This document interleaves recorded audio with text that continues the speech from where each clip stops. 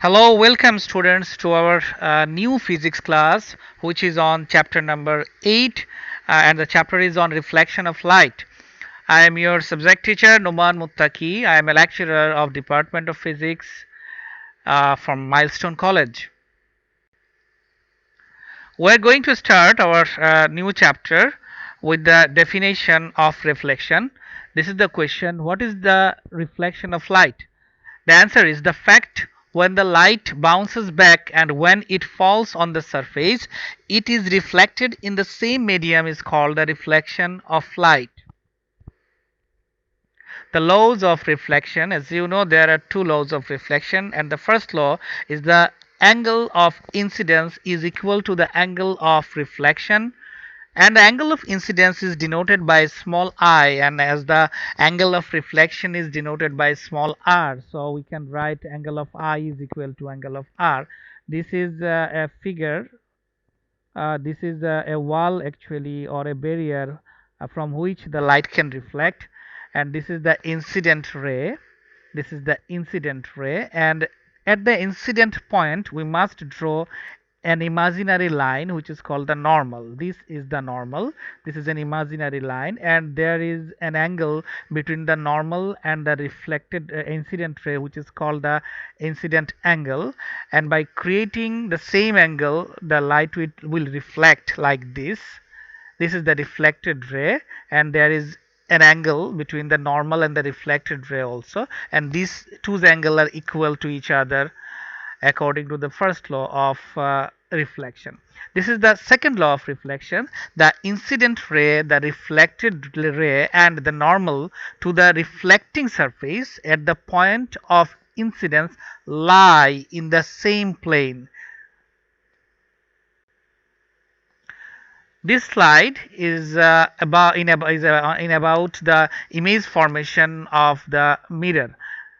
The point is reflection of light in a mirror and the image formation. That means in this slide we are going to talk about the formation of image in a mirror, and first of all we are going to talk about the plane mirror. As you can see, there is a plane mirror and there is a silver layer is placed behind the mirror. To get a perfect reflection, we have done this. This is the object. This is the object just far away from the mirror, and this object is just in the left side of the mirror. As you can see, there is a incident ray. The red line shows an incident ray which comes from the bottom point of the object, as there is no angle between the incident ray and the normal. There is no angle between the normal and the incident ray. As you know, the plane and normal creates 90-degree angle. There is a rectangle between the normal and the mirror, and there is the incident ray is parallel to the normal, so the ray will go or reflect just towards its direction or opposite to its direction. There is another incident ray from the head or up top from the object, and it creates an angle between the normal. This is the normal. There is an angle, as you can see, with between the normal and the incident ray, and there is the reflected ray. It also creates an angle between the normal. There we have to imagine another line from the head or from the top. This is the incident ray, and there must we have to draw a normal in the incident line. This is the normal, and there is an angle between the normal and the incident ray, and there is the reflected ray which creates the same angle between the normal or with the normal. And we have completed our reflected ray, our incident rays. To get an image, we have to draw some extended lines of the reflected rays. This is the first incident extended line from the reflected ray. This is the second extended line from the reflected ray. This is the third extended line from the reflected ray, and this is the image. This image is virtual. This image is virtual. Why this is virtual? The image is virtual because the lights are not coming actually from the place it appears to be coming. So in a plane mirror you always get a virtual image. And some important lines about this image is equidistance from the mirror. Equidistance means the distance between the image and the mirror is equal to the distance of the image object and the mirror. And the second point is it is virtual. Number 3 is straight. The image is straight like the object. And the last point, it is equal to the size of the object. That means the size of the object is equal to the size of the image. These all are about the plane mirror. In our next slide, that means in this slide, we are going to talk about the spherical mirror. You know there are two types of mirrors. Number one is plane mirror, another is spherical mirror. So what is a spherical mirror? A spherical mirror is a mirror which has the shape of a piece cut out of a spherical surface. This is the spherical mirror. There are two types of spherical mirrors. Number one is concave mirror, which is known as converging mirror, and another is convex mirror, which is known as diverging mirror. Why the concave mirror is converging mirror? Converging mirror means it reflects light inwards to one focal point. And the convex mirror is diverging mirror. Diverging mirror means it can diverge the light when light rays strike on its reflecting surface. This is the figure by which we can explain the converging and diverging phenomena. The first figure shows a concave mirror. This is the concave mirror. Its concave part is a reflecting surface. The lights come from the outside and the light can reflect from the concave part. And the second part or second figure shows the concave mirror, because the concave part is the reflecting surface of this mirror. This is an important slide which is about the important parts of a spherical mirror. That means here we are going to discuss about some important parts like the focal length, like the center of curvature, like the poles. So this line which goes through the pole is called the principal axis of a spherical mirror. This is a concave mirror actually. So this line is called the principal axis, and this point is called the center of curvature. This is the center of curvature, and the distance between the pole and center of curvature is called the radius of curvature, and this point is called the focus. This point is just at the middle of the radius of curvature. This line shows the radius of curvature, which is denoted by small r, and this line shows the focal length from the pole to the focus, and this is denoted by small f. C means the center of curvature, capital F means the focus. The light comes from the outside just parallel to the principal axis. It will reflect by the concave mirror and goes through the focus. As you can see, that means if a light comes from just parallel to the principal axis, it will reflect through the principal focus.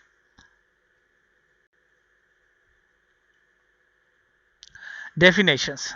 These are the definitions. Number 1, center of curvature. Number 2, radius of curvature. Number 3, pole. Number 3, principal axis. Number 5, principal focus. Number 6, focal length. So let's go with the center of curvature, which is number 1. What is center of curvature? Center of curvature is the center of the sphere of which the spherical mirror is a part. Number 2, radius of curvature is the linear distance between the pole and the center of curvature. Number 3, pole is the midpoint of a spherical mirror. Number 4, principal axis is an imaginary line passing through the pole and the center of curvature of a spherical mirror. Number 5, principal focus is a point on the principal axis where a beam of light parallel to the principal axis after reflection either actually meets for the concave mirror or appears to meet for convex mirror. Number 6. Focal length is the linear distance between the pole and the principal axis. Here in this slide we are going to discuss about the image formation in a convex mirror. So student, there is a convex mirror. Its convex part is its reflecting part. This is the principal axis. It goes through the pole. This is the center of curvature. This is the focus or principal focus.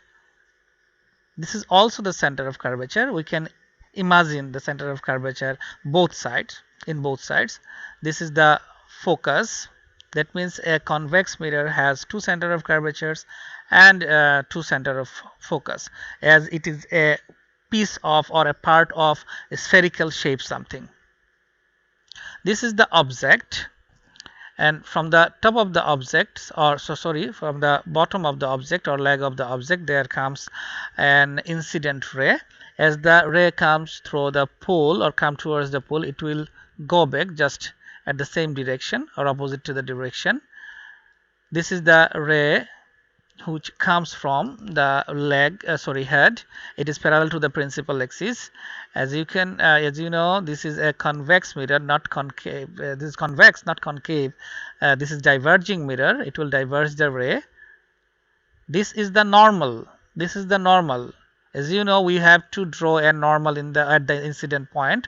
This is the normal, and between the normal and the incident ray there is an angle which is called the incident angle, and the reflected ray must go with creating an angle just similar to the incident angle, which is called the angle of reflection.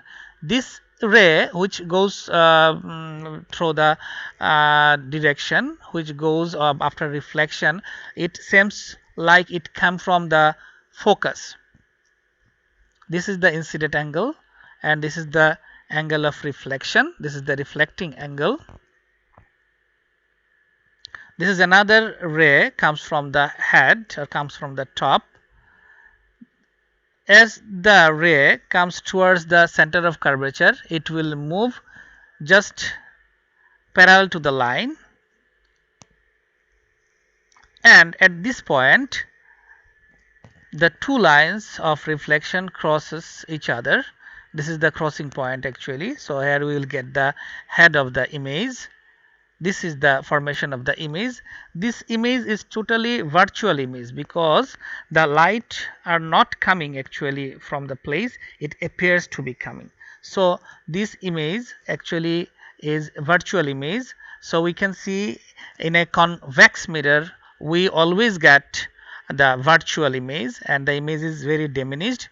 These are some important lines about this image. The image is very virtual, the image is erect, and this image is diminished.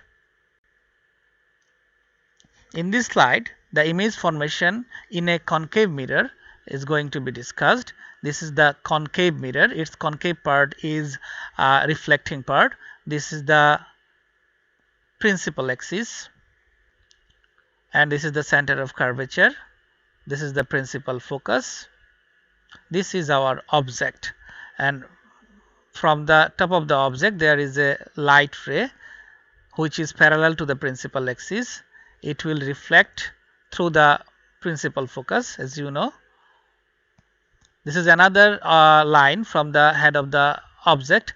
It goes through or comes through the principal focus, and it will reflect just through the parallel or principal axis. This is the parallel to the principal axis, and they crosses at a point.